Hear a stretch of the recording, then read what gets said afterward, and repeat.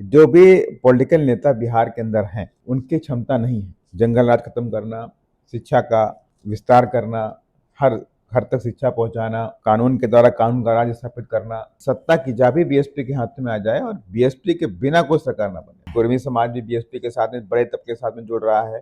आज लुनिया चौहान हो, बड़े तबके के साथ में जुड़ रहा है। राजभर जाति जनगणना के हिसाब से यहाँ पे टिकट का वितरण होगा, जिसकी जितनी संख्या बढ़ी उसकी उतनी हिस्सेदारी, क्योंकि बीएसपी हमेशा सामाजिक न्याय की पुरकार रही है कि हम सामाजिक परिवर्तन और सामाजिक न्याय चाहिए। बीएसपी पिछले 5 सालों से जमीन में काम कर रही है, मीडिया में स्पेस नहीं है, कोई हमें हाईलाइट नहीं करता, लेकिन बहुजन समाज के लोग भले ही भांति जानते हैं कि बीएसपी आज एक बड़ी ताकत बिहार में है। बिहार को लेकर के, पूरे ऑल इंडिया लेकर के है कि बीएसपी किसी भी पार्टी के साथ में कोई अलायंस नहीं करेगा। बहन जी ने खुद बिहार को बहुत नजदीकी से देखा। नमस्कार, मैं शंभू कुमार सिंह और आप देख रहे हैं नेशनल दस्तक। मेरे साथ बीएसपी के नेशनल कोऑर्डिनेटर, बिहार के प्रभारी, और बिहार में चूंकि चुनाव भी है तो माननीय सांसद रामजी गौतम साहब हैं। सर, स्वागत है नेशनल दस्तक पर। और क्या रणनीति है सर? धन्यवाद। रणनीति साहब है, देखिए बीएसपी इस बार एक बड़ी ताकत बन करके बिहार में आने वाली है और इसी को लेके पूरे प्रदेश के अंदर बहुजन समाज पार्टी के जो कार्यकर्ता है पूरी शिद्दत के साथ में, पूरी ताकत के साथ में, तन मन से लगे हुए हैं। और जो बिहार में जो माहौल आपने देखा हुआ है कि बिहार में सरकारें तमाम आई और गईं, लेकिन शिक्षा के क्षेत्र में कोई काम नहीं कर पाई। गुंडा राज, जंगल राज आज भी कायम है। ऐसा लगता है जिससे 20 साल पहले जो माहौल था वही माहौल आज भी। जब यहाँ के पुलिस के अधिकारी ये बोल दें कि यहाँ जब लोग खाली हो जाते हैं तो हत्याएं शुरू हो जाती हैं, बरसात के मौसम में हत्याएं होती हैं, इलेक्शन में हत्याएं होती हैं, तो इसका मतलब क्या हुआ? इसका मतलब है कि जो पानी सर के ऊपर चढ़ चुका है, बिहार ये ठीक नहीं कर सकते। जो भी पॉलिटिकल नेता बिहार के अंदर हैं, उनकी क्षमता नहीं है जंगल राज खत्म करना, शिक्षा का विस्तार करना, हर घर तक शिक्षा पहुंचाना, कानून के द्वारा कानून का राज स्थापित करना, ये सब उनकी बस की बात नहीं है। अभी आपने देखा कि कल ही परसों की एक घटना है, वीडियो वायरल हुई, शायद मेरी समझ से बेतिया या बगहा साइड की है वो, कि एक डेड बॉडी को किस तरह से खींचा जा रहा है, हॉस्पिटल से खींचा जा रहा है। मतलब वो बॉडी नग्न है लेकिन उसको ऊपर की तरफ खींच रहे हैं। तो ऐसे तमाम सारे केसेस को देखकर, ऐसे हृदय विदारक केस को देखकर के सोचना पड़ता है कि बिहार है क्या, बिहार कैसे सुधरेगा। तब तमाम तरह से बातें निकल के आती हैं, बिहार ऐसे नहीं सुधरेगा। जो भी यहाँ की पार्टियां कभी चाहती नहीं कि बिहार सुधरने पाए। तो सवाल है सर, बीएसपी का यूएसपी तो है, लॉ एंड ऑर्डर, बहन जी मुख्यमंत्री थी यूपी में तो अच्छा रहा, लेकिन सवाल है कि बिहार में सरकार कैसे बने? क्या आप लोग पॉलिटिकल अलायंस की तरफ बढ़ेंगे? क्या अकेले चुनाव आज के समय में बीजेपी जैसी पार्टी जिसके पास संसाधन है, पैसा है, केंद्र में सरकार है, दर्जनों राज्य में सरकार है, वो भी गठबंधन में है, कांग्रेस जिसने 75 साल राज किया वो भी आज गठबंधन में चुनाव लड़ रही है, ऐसे में बीएसपी की अकेले लड़ने की स्ट्रैटेजी में कितनी सफलता मिलने की उम्मीद है और कितना लंबा संघर्ष? देखिए, इस सफलता का कोई मायने नहीं होता है कि अगर हम बीजेपी के साथ जाएं या आरजेडी के साथ में या कांग्रेस के साथ जाएं तो सफलता मिलने वाली है। सफलता का औचित्य ये नहीं है। सफलता का औचित्य ये है कि विचारधारा की लड़ाई, लड़ाई तो हमारी विचारधारा की, हम किसके साथ जाएं। जब वो सारी पार्टियां बिहार के अंदर अलग अलग समय में सत्ता में आ चुकी हैं, लेकिन उन लोगों ने बिहार के लिए, गरीबों के लिए, गुरबा के लिए कोई काम नहीं किया। उन्होंने सिर्फ अपनी जेबें भरने का काम किया, अपने धन्ना सेठों के लिए काम किया है। यहाँ पे जो मेन जो मुद्दा है गरीबी खत्म करने का, शिक्षा खत्म करने का, रोजगार पैदा करने का, जंगल राज खत्म करने का, वो कोई लेके नहीं आ पाए। ना कांग्रेस लेके आ पाई और ना बीजेपी लेके आ पाई। तो इन दोनों पार्टियों की विचारधारा हमारी विचारधारा से मेल नहीं खाती। हमारी विचारधारा अलग है, हम अम्बेडकराइट विचारधारा के लोग हैं, हम फूले साहू की विचारधारा पे चलने वाले लोग हैं। जब हमारी विचारधारा मेल नहीं खाती तो उनसे अलायंस कैसा हो सकता हमारा? भले हम, पैसा हमारे पास नहीं, आपने कहा, सही कहा कि हमारे पैसा नहीं, हमारे पास है, बीजेपी का बहुत पैसा है, कांग्रेस का बहुत पैसा है, लेकिन पैसे से राजनीति नहीं होती, राजनीति होती विचारधारा से। लेकिन नो डाउट हमें समय लग रहा है, आज नहीं तो कल हम बिहार में पूरी तरह से अपनी विचारधारा को फैलाएंगे। लोगों को जगाने का काम करेंगे। उसमें समय लगेगा, इतना शॉर्ट टाइम नहीं है कि हम एकदम से एक माहौल बनाएंगे, टीवी पे छा जाएंगे, उससे कोई परिवर्तन होने वाला, उससे नहीं होने वाला। लेकिन लगता है कि जो पॉलिटिकल रिजल्ट की जो जो जो रिजल्ट की बात है वो बिना, चूंकि बहुत सारी अम्बेडकरवादी विचारधारा के भी छोटे छोटे संगठन है, क्या उनको मतलब बिना, चूंकि हालात इस तरह के हो गए कि बिना सोशल अलायंस, पॉलिटिकल अलायंस की सरकारें बन नहीं रही है, या लोग चुनाव जीत, अब निर्दलीय आप देखिए ना, बिहार में पहले 20 विधायक निर्दलीय जीतते थे, 4-5 सांसद निर्दलीय जी जाते थे, वो चुनाव बाइपोलर हो गया है, या तो आप सत्ता के साथ हैं या सत्ता के खिलाफ है, बीच में कोई स्पेस दिख रहा है जिसके लिए बीएसपी लड़ रही है। देश भर में आपके पास कैडर है, सबसे कैडर बेस्ड पार्टी है, देश भर में आपकी राष्ट्रीय पार्टी है, लेकिन उसको रिजल्ट में सर कैसे बदला जाए?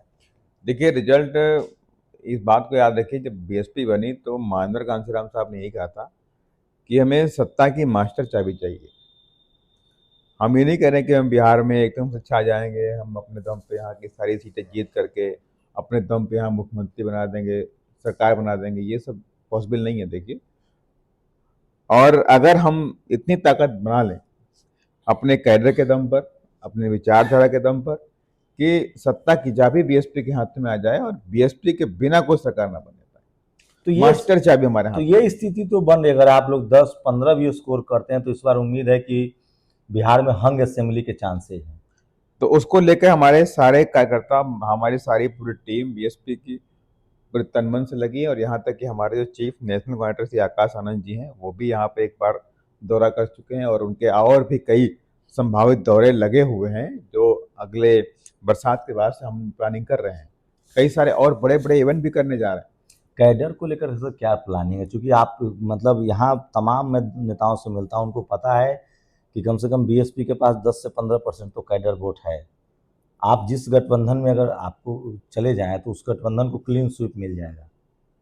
तो ऐसे में उसको कैसे, और कैडर को और कैसे बढ़ाने की क्या रणनीति है? क्योंकि कम से कम 40 से 45% वोट कुछ विधानसभा है जहां आप जीते भी, देखिए, हमने कुछ पे दूसरे नंबर पर रहे, तीसरे जो नंबर पर हैं। माने बहन जी का निर्देश हुआ है कि हम अलायंस पॉलिटिकल पार्टी से नहीं कर रहे हैं, हम अलायंस कर रहे हैं समाज के साथ। जी, बहुजन समाज की जो विभिन्न विभिन्न जातियां हैं, विभिन्न विभिन्न समाज के जो लोग हैं, उनको अपनी विचारधारा से जोड़ करके बीएसपी को मजबूत बनाने का काम कर रहे हैं। और इसी क्रम में हम यहाँ पर बिहार के अंदर देखिए, आज कुर्मी समाज भी बीएसपी के साथ में बड़े तबके के साथ में जुड़ रहा है। आज लुनिया चौहान हो, बड़े तबके के साथ में जुड़ रहा है। राजभर बड़े तादाद के साथ में जुड़ रहा है। और भी तमाम ऐसी छोटी छोटी जातियां हैं, जैसे आप पासवान भी हमारे साथ जुड़ रहा है। आज की डेट में बड़ी बात है कि पासवान बीएसपी की तरफ थोड़ा सा आकर्षित हुआ है। उनको लग रहा है कि अगर अम्बेडकराइट मिशन अम्बेडकराइट मूवमेंट बचाना है, अगर जिस पार्टी विश्वास कर रहे थे वो पार्टी तो नहीं निकली, लेकिन अब बीएसपी ही हमारी एक आखिरी उम्मीद और सहारा यहाँ है। सर जाति जनगणना के हिसाब से माने तो अति पिछड़ा समाज जो है वो 37-38% है। 37, इसमें मंडल हैं, बिल्कुल चंद्रवंशी बिल्कुल, हैं। आपने बहुत अच्छा क्वेश्चन किया है। देखिए, जो जाति जनगणना है, मैं तो चैलेंज करता हूँ पॉलिटिकल पार्टीज को, जो दो धड़ हैं, अगर तुम्हारे अंदर हिम्मत है तो जाति जनगणना के हिसाब से बीएसपी यहाँ पे एमएलए के टिकट का वितरण करिए।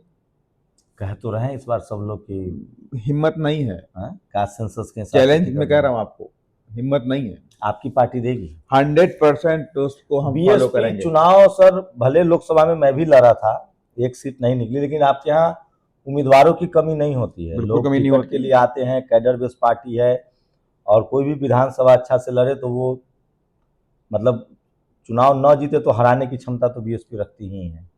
देखिए, ऐसे में उम्मीदवारों का चयन का क्या क्राइटेरिया? देखिए मैंने कहा कि जाति जनगणना के हिसाब से यहाँ पे टिकट का वितरण होगा।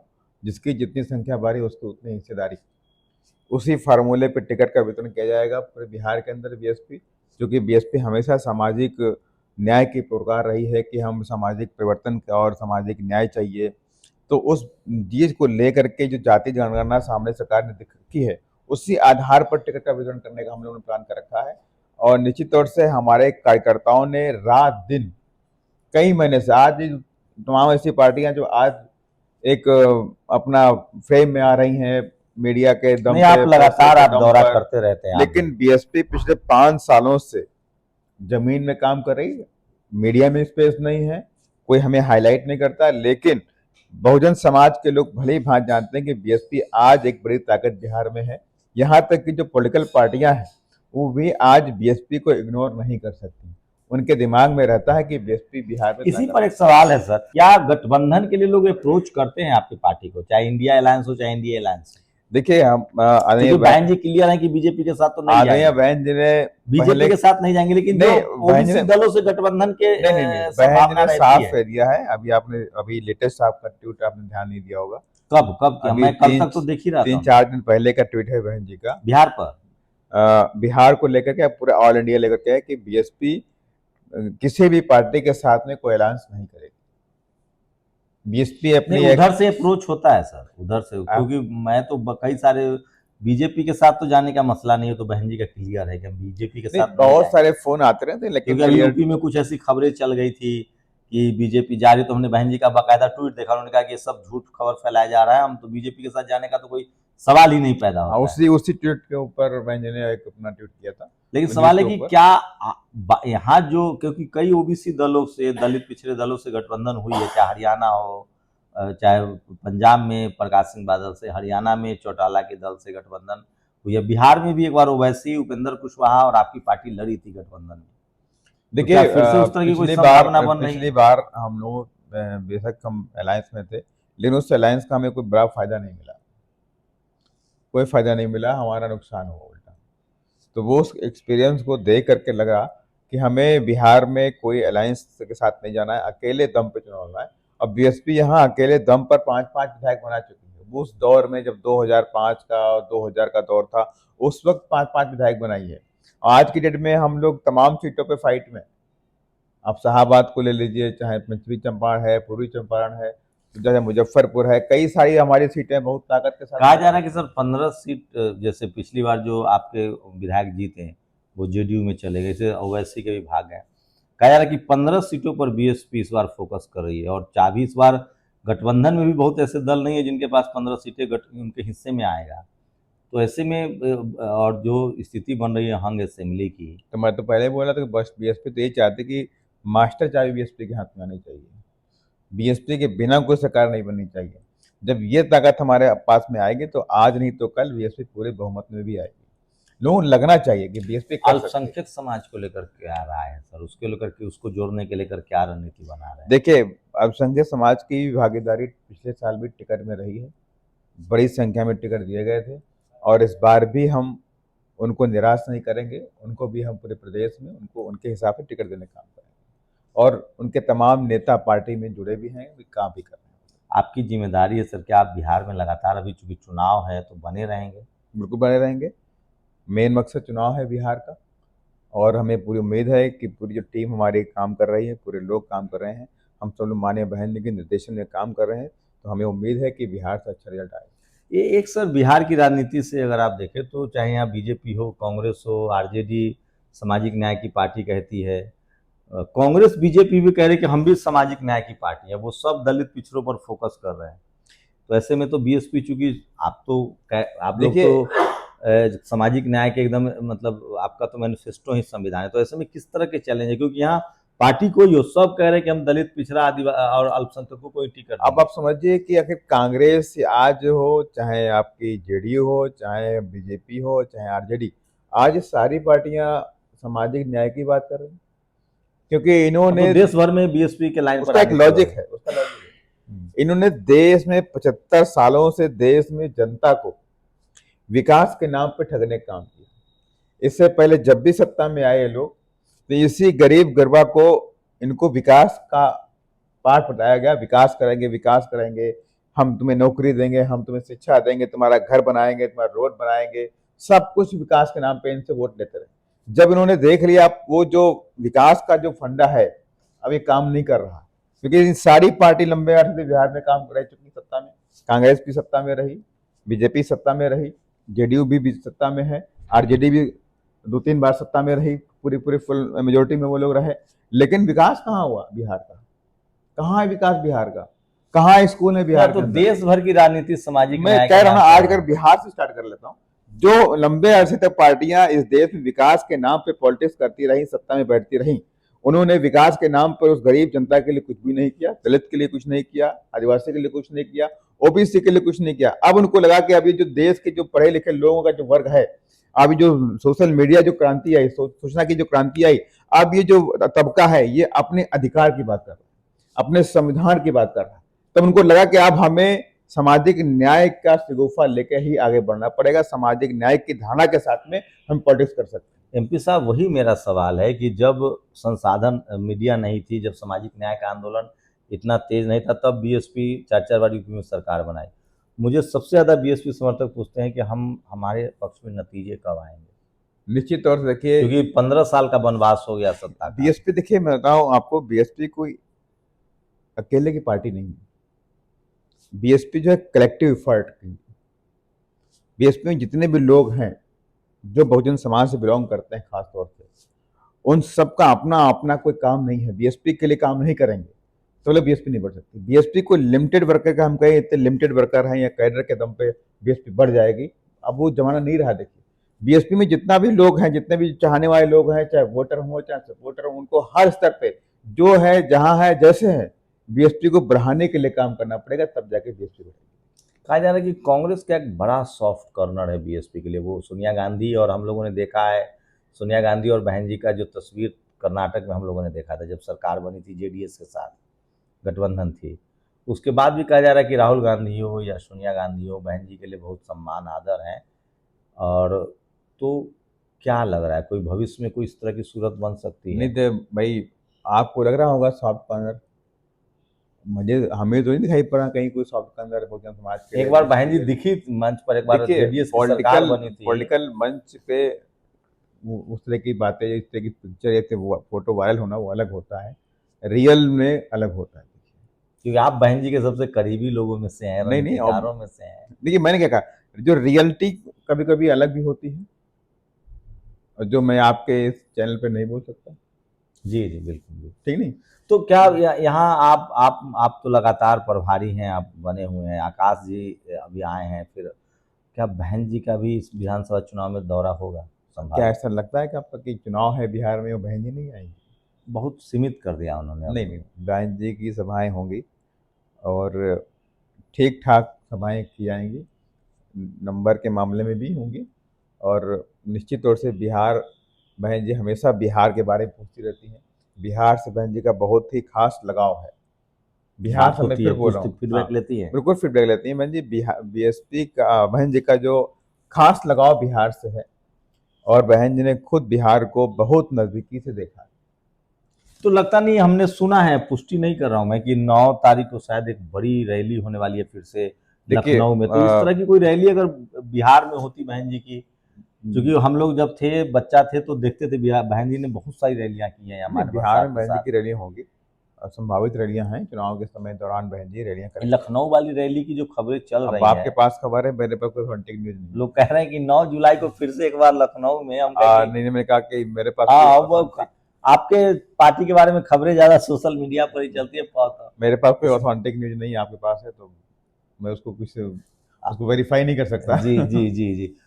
एमपी साहब, एक आखिरी सवाल कि जो सीटें मजबूत हैं, चुनाव तो आप लोग 243 पर लड़ेंगे, उम्मीदवारों की भी कमी नहीं होती है, लेकिन बहुत लोग कहते हैं कि मजबूत उम्मीदवार जो है उनको कहीं ना कहीं वो पहुंच नहीं पाते हैं पार्टी स्तर तक, पार्टी तक।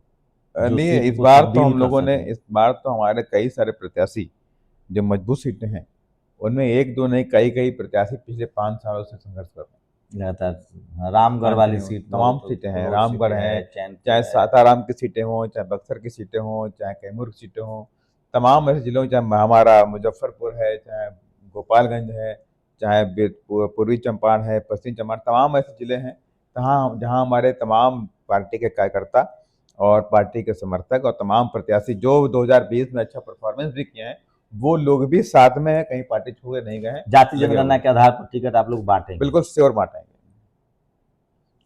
कितनी सीटों की उम्मीद की जाए? देखिए, मैं लंबी बात नहीं करता हूँ, लेकिन हाँ ये जरूर है कि जो आपने फिगर पहले बोली थी, हम उस फिगर 10-15 लोग कह रहे हैं कि 15 उस फिगर को हम लोग टच कर रहे हैं। टच कर रहे हैं। हमने देखा है राजस्थान में उस समय भी एमपी साहब वहाँ के प्रभाव देख रहे थे चुनाव, और 7 सीटें जीते थे आप नहीं, लोगों 6 ने सीटें, राजस्थान में 6 जो सीट हम लोग जीते हैं। और कई सीट नंबर 2 पे भी थे। हाँ, तो उस समय इन्होंने बड़ी ही जबकि उसमें कांग्रेस ने उस समय 25 उम्मीदवारों को खरीद भी लिया था। उसके बाद भी 6 सीटें विधानसभा की राजस्थान में बीएसपी ने जीती थी। बिहार में बीएसपी का प्रदर्शन हमेशा से जो पश्चिमी जो बिहार है, दक्षिण बिहार है, वहाँ मजबूत रहा है। और इस बार रामजी गौतम के नेतृत्व में पार्टी लगातार, मैं पिछले 2 सालों से देख रहा हूँ कि लगातार जो है वो चल रहा है, जो कार्यकर्ता की बैठक है। रामगढ़ एक ऐसी सीट है जिसके उपचुनाव में भी जेडीयू के नेता बाल बाल बच गए थे। बीजेपी के, हाँ, आरजेडी तो अच्छा, हारी गई, हाँ, बीजेपी के नेता बाल बाल बच गए थे। तो कुछ तो सीटें हैं जो इस बार बीएसपी के खाते में आती हुई दिख रही है। तो देखिए आगे क्या होता है, लेकिन मैं फिर कह रहा हूँ कि बीएसपी एक जनाधार वाली पार्टी है, और जिस दिन किसी गठबंधन में चली जाएगी उस गठबंधन की लॉटरी लग जाएगी।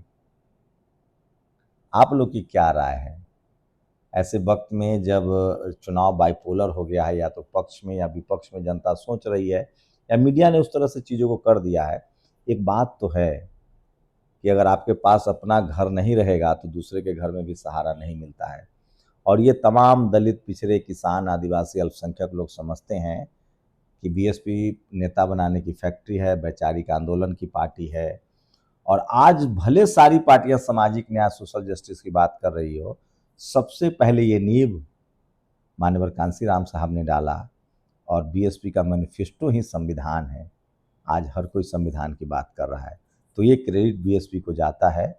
और अगर बीएसपी जैसी पार्टियां न बनती, मान्यवर साहब, बहन जी लगातार सामाजिक चेतना के लिए काम नहीं करते उस दौर में जब मीडिया इसके खिलाफ था, तो हालात नहीं बनते। आज जो आप देख रहे हैं सोशल मीडिया पर जो बहुजन आंदोलन चल रहा है, उसकी वजह बीएसपी, DS4 और वाम सब जैसे संगठन रहे हैं। शुक्रिया सर हमसे बातचीत करने के लिए। धन्यवाद। जय भीम। आप लोग अपनी राय जरूर दीजिए। शंभू कुमार सिंह, नेशनल दस्तक, पटना। दस्तक की आपसे गुजारिश है कि अगर इसको बचाना चाहते हैं तो नेशनल दस्तक को सब्सक्राइब करने के लिए रेड कलर के सब्सक्राइब बटन को दबाएं, फिर बेल आइकन की घंटी दबाएं। नेशनल दस्तक को बचाने के लिए बहुत ज़रूरी है कि हर खबर को शेयर करें, लाइक करें, कमेंट जरूर करें।